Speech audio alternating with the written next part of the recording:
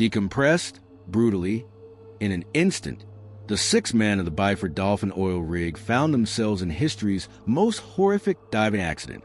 What began as a routine saturation dive ended up in absolute horror. However, only one will make it out, and not without severe injuries.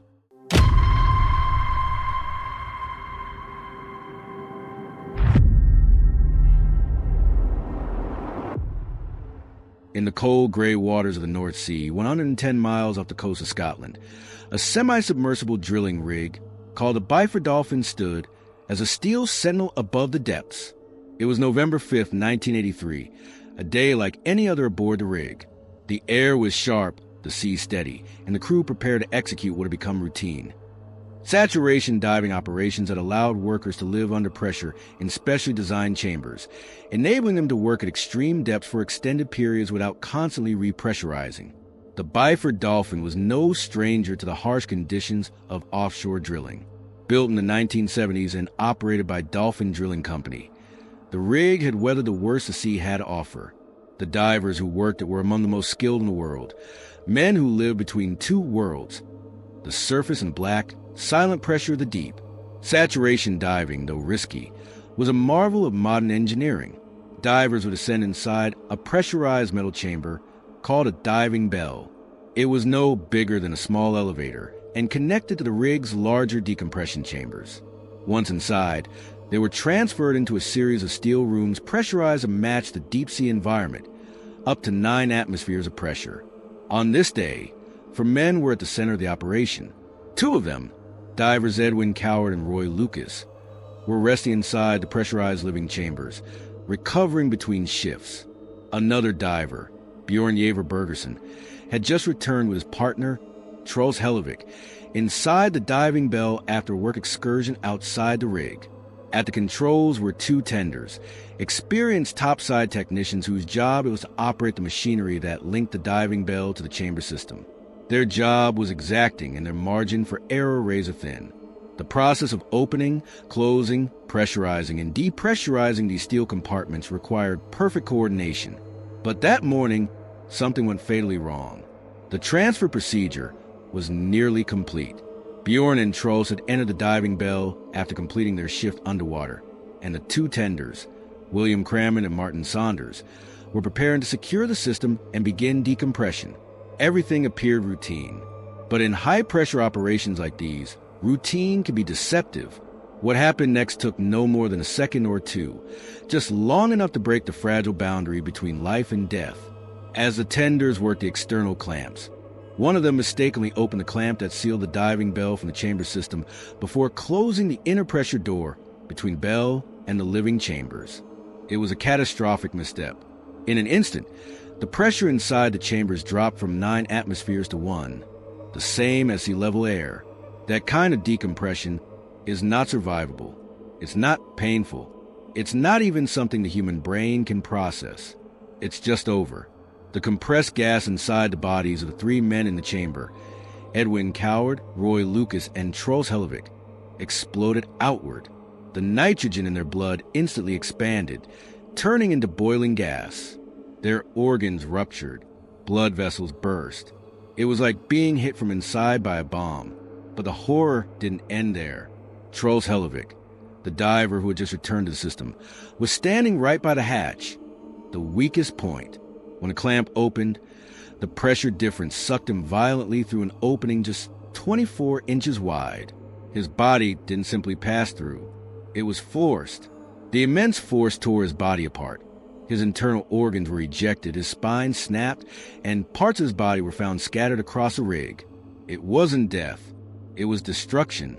Topside, panic set in. Crammond and Saunders tried to make sense of what had happened, but it was too late.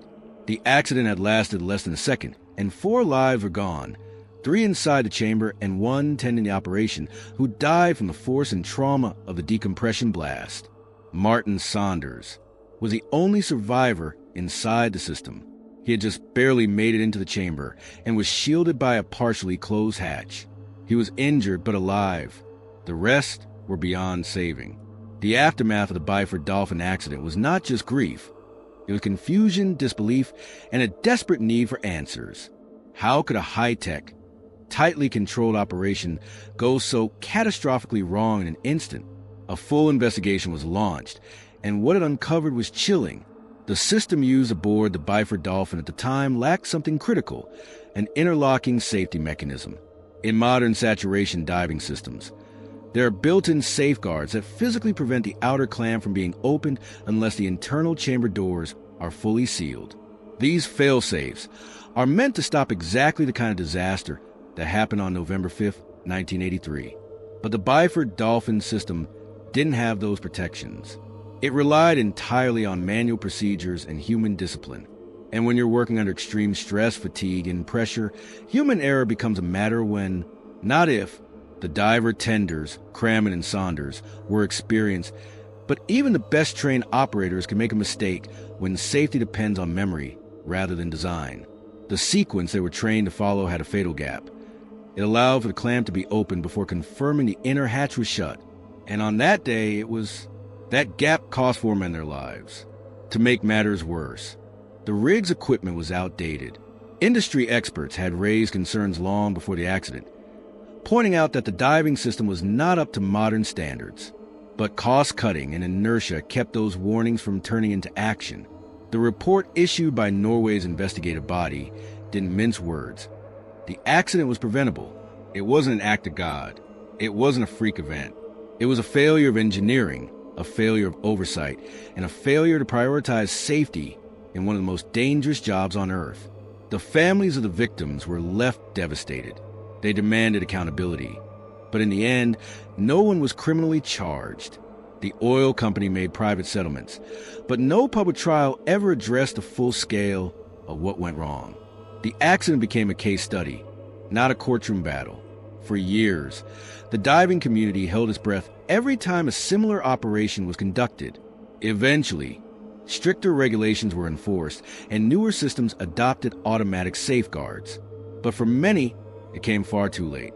The Byford Dolphin accident remains one of the darkest chapters in commercial diving history. Not just for the horror of what happened, but for how easily it could have been avoided. The Byford Dolphin accident didn't just change lives, it changed the industry. But the changes didn't happen overnight. For a while, the tragedy remained an open wound in the diving world, spoken about in hushed tones, studied in training rooms, and feared by those who made their living in the deep. What became clear in the months and years that followed was this: the diving bell system used on a rig had no business operating in such high-risk environments without modern fail-safes. The lack of interlocking doors, the kind that would have physically prevented the catastrophic decompression, was unforgivable. It was a design flaw that had been flagged, ignored, and paid for with human lives. Under growing pressure from divers, engineers, and safety watchdogs, industry-wide reforms began to take shape. First, equipment standards were overhauled.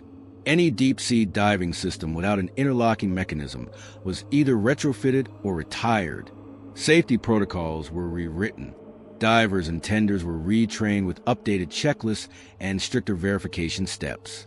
The North Sea drilling industry, long criticized for being fast-paced and profit-driven, faced scrutiny like never before. Operators couldn't rely on handwritten logs and manual routines anymore.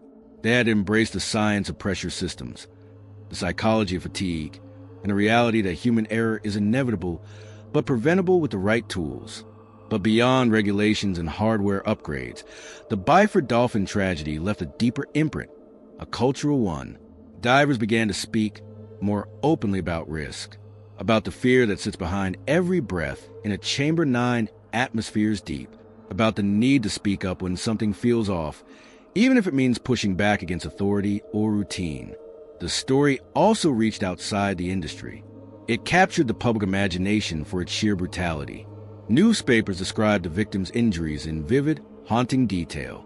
The case was even studied by NASA and the Navy for what it revealed about decompression and bodily limits. Yet to this day, most people outside the diving world have never heard of the Byford Dolphin accident. It's rarely taught, rarely broadcast, rarely discussed. Perhaps it's too grim. Perhaps it's too technical. Or perhaps it's because it forces us to confront something uncomfortable.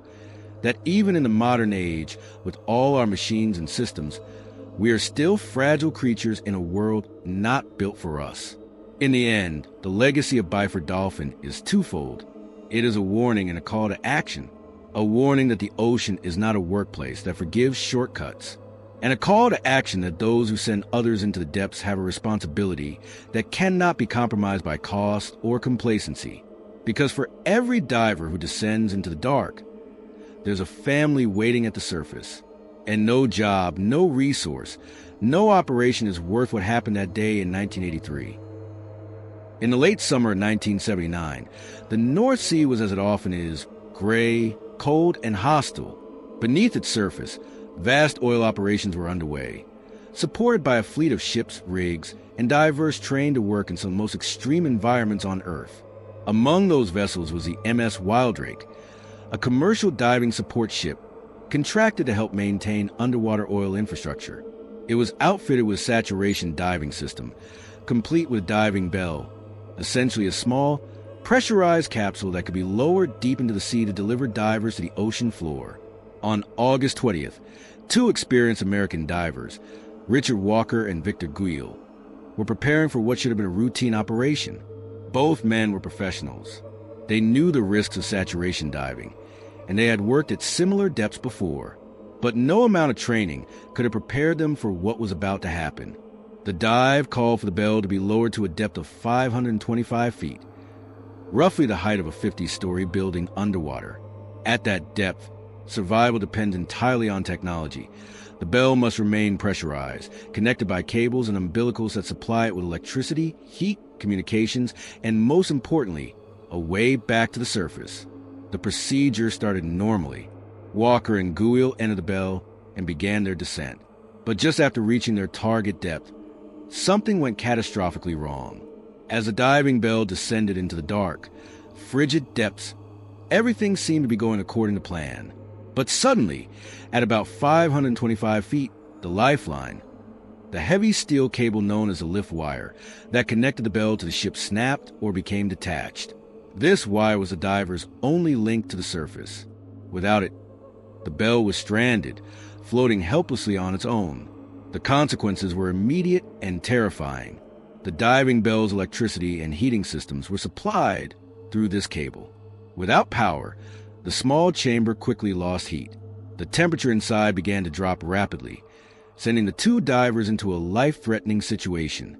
Trapped in a tiny, pressurized metal capsule, Walker and Guille faced a chilling enemy they could not escape: the North Sea's brutal cold. The ship's crew worked desperately to rescue them, deploying every possible measure. Rescue attempts spanned nearly 24 hours, an agonizing day filled with tension and uncertainty. But time was running out. The divers, locked inside that unheated chamber, could only endure so much.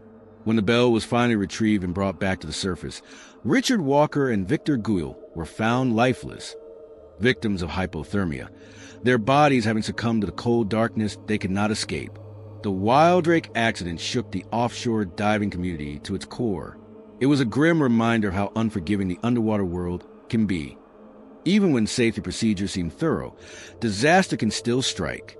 Investigations reveal critical flaws in equipment and emergency protocols. The separation of the diving bell from its lift wire exposed a deadly vulnerability in the operation.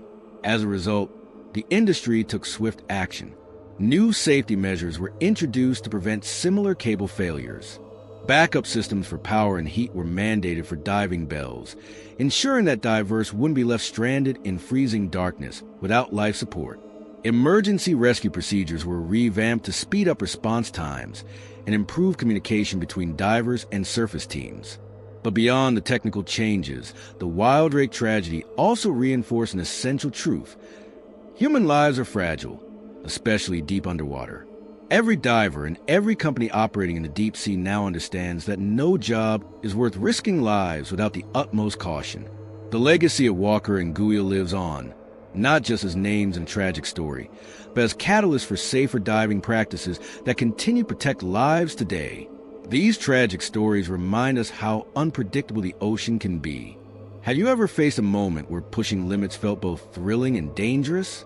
What would you do if you were in their place? Drop your thoughts in the comments below. We'd love to hear your take. And if you found this video eye-opening, Don't forget to like and subscribe for more stories from the deep.